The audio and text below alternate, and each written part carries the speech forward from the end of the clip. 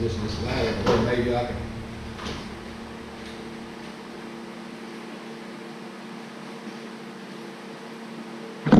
This little loop, or not loop, whatever you want to call it. Let's see if I can get you on the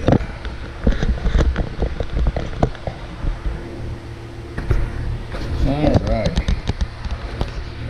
You see there's a little thing that flips up right here.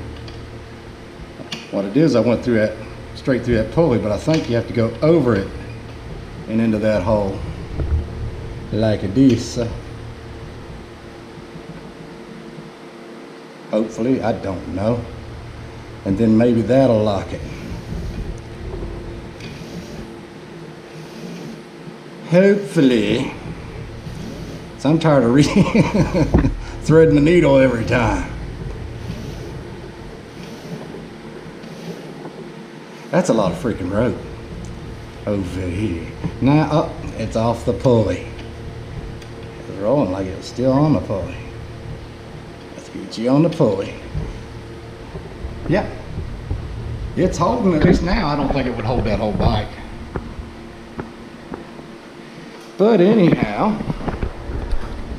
see if I can get you set up over here. And that bike's still going to be hanging down about here at least. It's all over like that. Somehow around it.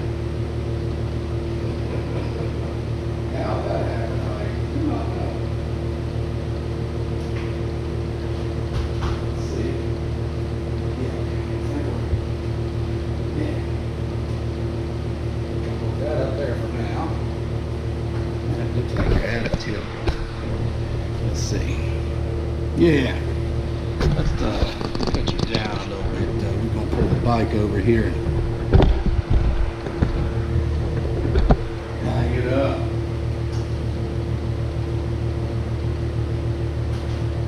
Alright. First, let's get the rope out of the friggin' way. Yeah.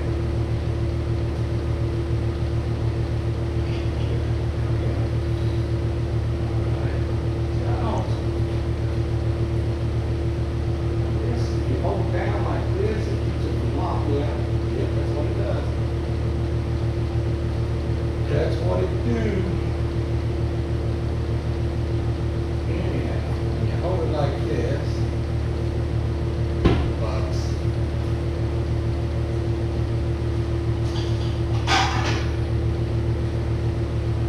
Back to beast over here.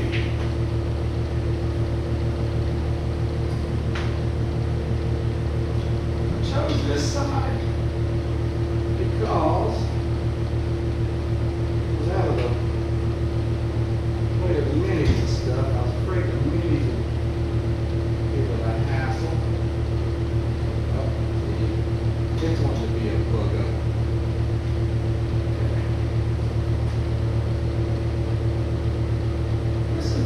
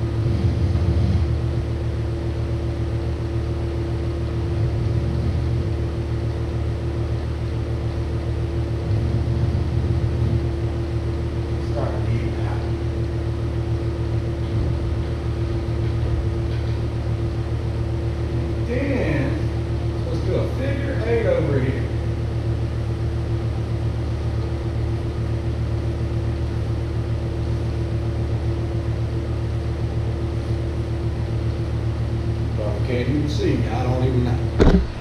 And it looked like it was crooked. Yeah. I figure you know what a figure 8 is.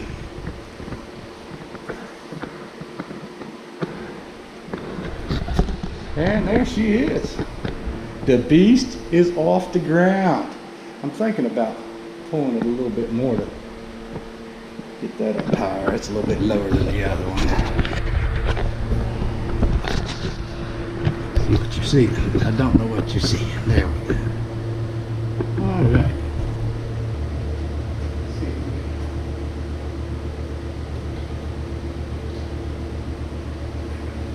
That's a lot of figure 8, and I'm going to have to undo. I can't believe this rope did not tie or get tangled a bit. All right. That's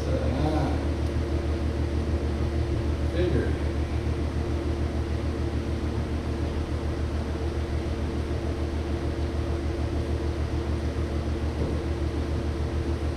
Guess that's how you're supposed to do it when you tie a flag up, too, on a flagpole, ain't it?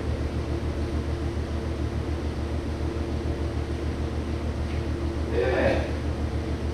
See, it doesn't really so much put it out of the way. It does, but it don't. But now, I park my motor right underneath it. See, now the mower and the bike are taking up the same spot.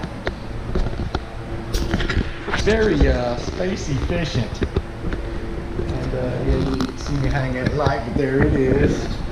And like I say, in my video when you saw me hang my ladder,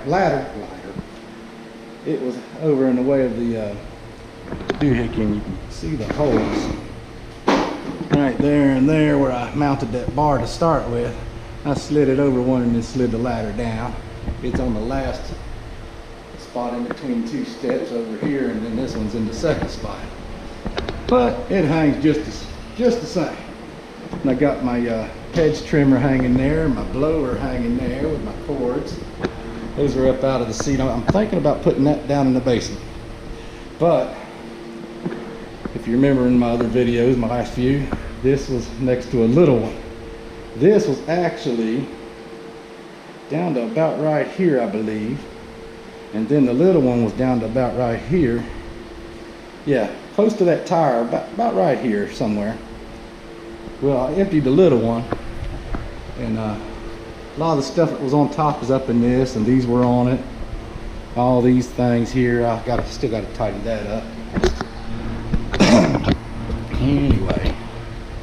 Oh yeah, we had 26 minutes. This is 2 videos. I apologize. But yeah, I wanted to show you this too. I put these up. I wasn't sure if anybody wanted to see it, but basically, you have a top track. You find your studs, just like I did with everything else. And these holes on this top track, this is a closet made. The other screw is right here. These are actually 16 on center, and then get these brackets. The reason I just put it up there so I don't lose it or anything. I got another little shelf that I can put on there, but these were given to me, and I'm gonna fumble around for a second. There we go. Anyways, these work if you ever worked in a grocery store and ever had to move any shelves, they call them gondolas. The shelf that your groceries and everything are on have brackets that pretty much work very, very similar to these that go into notches. They're just slightly different. Oh. Anyways, they usually have 3 that hit 3 different notches in the grocery stores. And you can put a ton of weight on them, not in one spot, because they're made of tin metal, about as maybe a hair thicker than this thing's made out of this piece of junk. Let's see, look. You don't want a shelf like that. I got to lean it up against the wall so it don't want to go nowhere, hopefully. Yeah, when I went to, I slid it over, and I only slid it like, I want to say about 2, maybe 3 feet, and that sucker, it wanted to go over with me. And here's the thing that I took it didn't want to slide. So I put this jack under it. I had to lift it up, slide the jack under it, and lift it up off the floor. And that was the only way I could slide it over, is by, I had to lift up and hold another shelf, because this thing it'll just fold right over on either way, just, you know, whichever way the pull's coming from. And anywho, yeah, I slid it over, set it down, had to lift it back up off the jack. The little one, I just toted it into the basement. And if you remember, there used to be a big old box and a tote underneath it in front of this bike carrier. And yeah, took that to the basement. It was stuff that needed to go to the basement anyway. And yeah, it's starting to shake up. I think what I'm going to do is, when I get rid of this, I'm going to put some more of these closet shelves up there. I got 2 long tracks and a short, or 2 short tracks, if you see them down there. I think you can see them. Anyhow, and yeah, I can put up some more. I think I can get these for $14. It's just the grid, the wire shelf.